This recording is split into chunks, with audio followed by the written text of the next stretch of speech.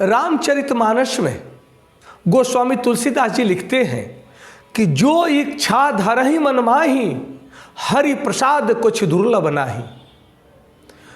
प्रभु के प्रसाद पाने के लिए, प्रभु के आशीर्वाद पाने के लिए सबसे पहले हमें प्रभु के अनुकूल चलना होगा, क्योंकि सबके मन में बड़ी बड़ी इच्छाएं हैं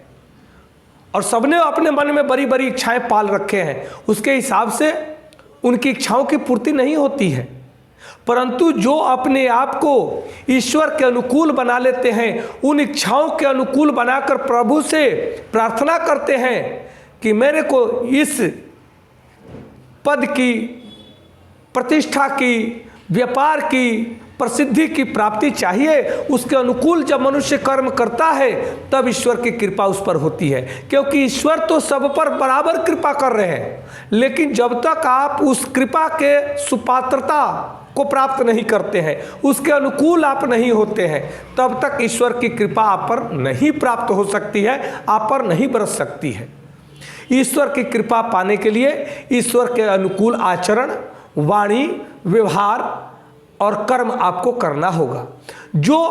वाणी, विचार और कर्मों से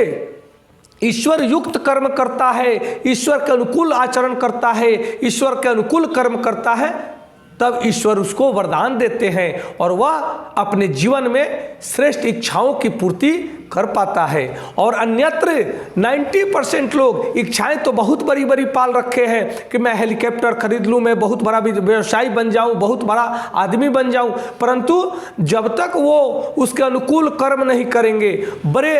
होने के लिए बड़े विचार के साथ में बड़े कर्म और बड़े कर्मों के साथ में